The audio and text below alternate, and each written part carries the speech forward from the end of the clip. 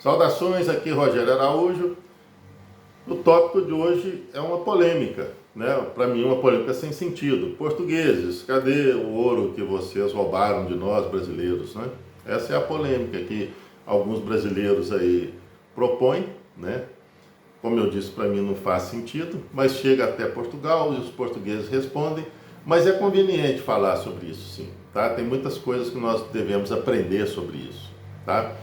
Primeiro ponto, eu quero falar sobre isso. Aliás, perdão, esse é o quarto vídeo da série Tiradentes em Confidência Mineira. Hoje é 2 de fevereiro de 2026. Esses vídeos estão postados no YouTube, tá bom? Então vamos lá. Primeiro ponto, né? Qual é a dimensão do ciclo do ouro? Vamos falar especificamente de Minas Gerais, que respondeu, acredito que por 80% de toda a produção de ouro do século XVIII. Goiás e Mato Grosso tiveram seu papel, mas não tão relevante. Então, qual foi a importância disso? Vamos dar um exemplo, né? Minas Gerais, no ano de 1700, era um grande vazio civilizacional. Poucas pessoas habitavam um local e outro. Com a circulação da notícia do ouro, em 7 décadas, 8 décadas apenas, né, ela se transformou na capitania mais populosa do Brasil, com 300 mil habitantes.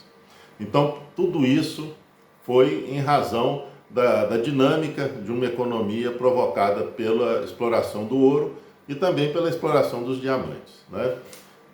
Isso nos dá uma ideia. Autores falam em 650 toneladas, outros falam 1.400 toneladas, mas para mim o que dá a ideia da importância, da quantidade, né, de ouro que se explorou é só ver essa civilização que se construiu em Minas Gerais em 7 décadas, 8 décadas, né, a partir praticamente do zero, como a aceleração de uma Ferrari, né?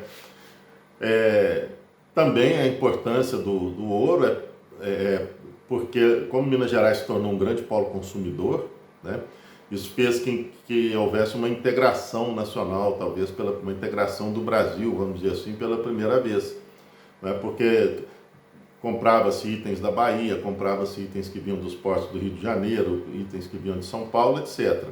Então, promoveu uma integração.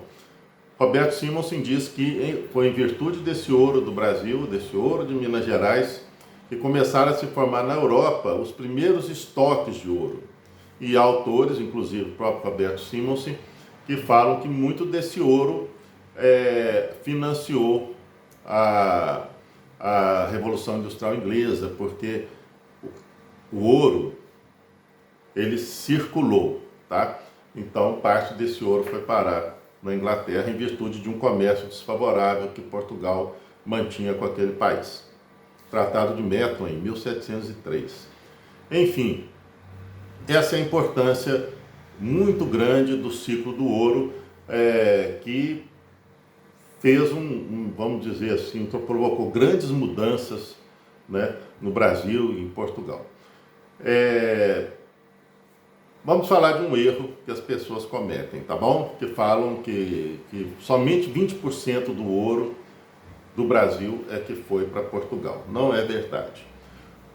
Vamos explicar melhor. Todo o ouro que existia em Minas Gerais, né, mesmo antes de ser descoberto, pertencia à coroa. Por quê? Porque pela lei a riqueza do subsolo pertencia à coroa.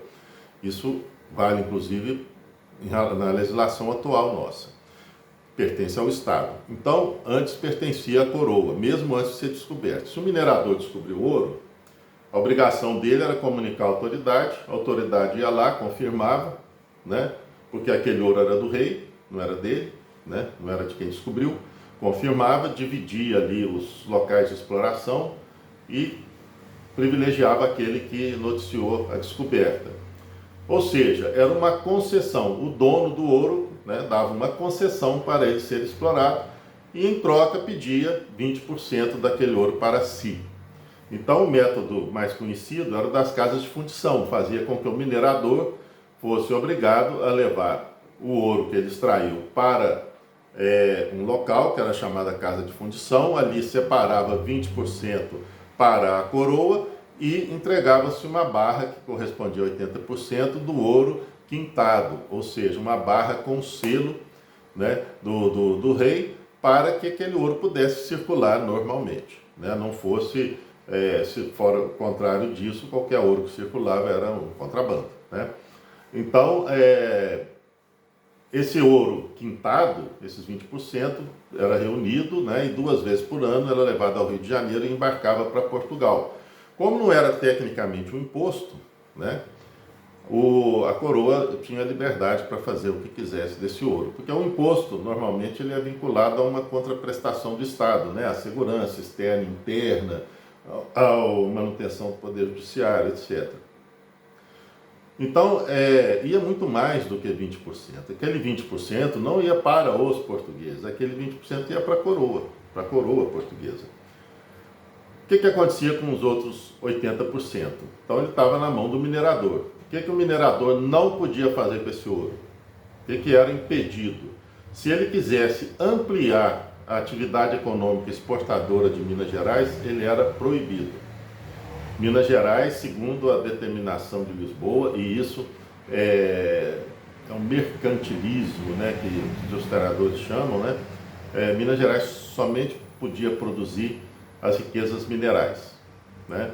Então, não podia produzir, por exemplo, tecidos finos, não podia produzir siderurgia. Se um minerador quisesse, eu tenho ouro, né, eu vou montar uma indústria de equipamentos aqui de mineração para vender aqui em Minas Gerais, mais barato, né? Não era proibido. Por quê? Porque a metrópole preservava o comércio atlântico que trazia essas ferramentas de outros países da Europa.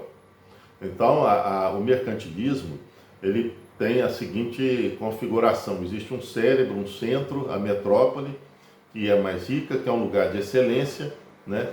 E todas as partes são órgãos de um mesmo corpo, cada uma com a sua função.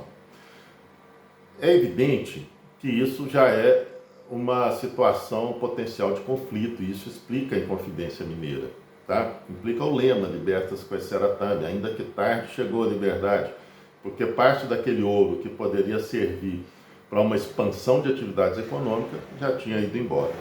Então, o que restava para o minerador? Né? Se tornar um consumidor.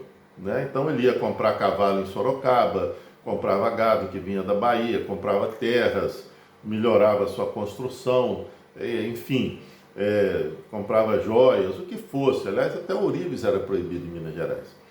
E esse ouro, ao se tornar, claro, podia ornamentar a igreja, né, da sua cidade, mas enfim, esse ouro, a destinação dele era circular como moeda de troca. E em razão disso ele foi para várias partes do Brasil, foi para Portugal também.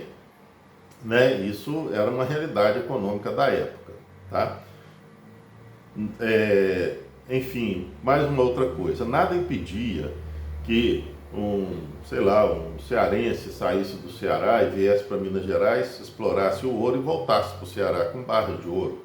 Da mesma forma como éramos uma mesma organização política, administrativa, Brasil e Portugal, nada impedia que um português saísse de Portugal, despedisse da esposa, dos filhos, viesse para cá, explorasse o ouro e voltasse com barras de ouro para Portugal, onde ele teria uma vida melhor. Né? Tudo isso era lícito e era permitido. O que nós não podemos fazer, de forma alguma, né, é desvalorizar a herança portuguesa. Né? Ela é excelente, é a nossa herança civilizacional, foi Lisboa que coordenou, que promoveu o que nós chamamos hoje de Brasil, né? E é claro, quando chegou ao final do século XVIII, já começou realmente a ter situações de conflito, porque mesmo portugueses que se radicavam no Brasil e aqueles brasileiros, né, já tinham uma história própria, então eles já pensavam mais na própria terra do que na fidelidade ao rei. Né? Então, isso é um outro assunto. Mas o que eu entendo que é vergonhoso é nós, brasileiros, né, culparmos os portugueses por nós não sabermos lidar melhor com duas coisas. Primeiro, com a grande riqueza. Portugal não levou toda a riqueza do Brasil, né? Quer dizer, nem levou. Nós éramos uma coisa só, Brasil e Portugal era uma coisa só.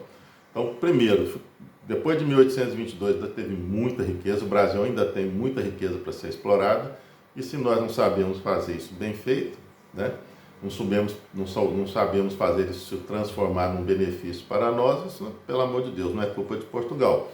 E segundo ponto é que nós temos uma belíssima herança civilizacional portuguesa, como eu disse. Então, devemos aprender a valorizar isso, e se nós não sabemos transformar essa belíssima herança portuguesa em benefícios para a nossa sociedade, para nós, isso também não é culpa dos portugueses, né? Então, vamos refletir melhor sobre isso, e acho que não tem nada, acho uma bobagem isso, acho que isso é vergonhoso, tá? Você ficar culpando os outros por você se sentir frustrado em relação a determinada situação do seu país. Nós já temos aí, teríamos que ter maturidade para lidar com isso, inclusive sermos gratos aos portugueses por ter liderado a construção do Brasil, junto com os brasileiros também. Antes de eu finalizar o vídeo, eu quero dizer o seguinte: muita gente fala, mas não se pode falar de brasileiro no século XVIII, éramos todos portugueses. Olha, a palavra brasileiro já aparece em documentos em 1750 e aparece em várias oportunidades dos autos de devassa da Inconfidência Mineira, o principal documento da Inconfidência Mineira, inclusive com uma conotação patriótica. Então, quem está falando isso, está falando contra os documentos, precisa estudar mais. Mesmo que quem esteja falando isso, né, pareça ter uma grande erudição. Mas entre o grande erudito e o que um documento me informa tão claramente, eu fico com o documento. Tá bom? Forte abraço, vamos parar de bobagem, vamos cuidar do Brasil e sermos gratos a Portugal. Até uma próxima.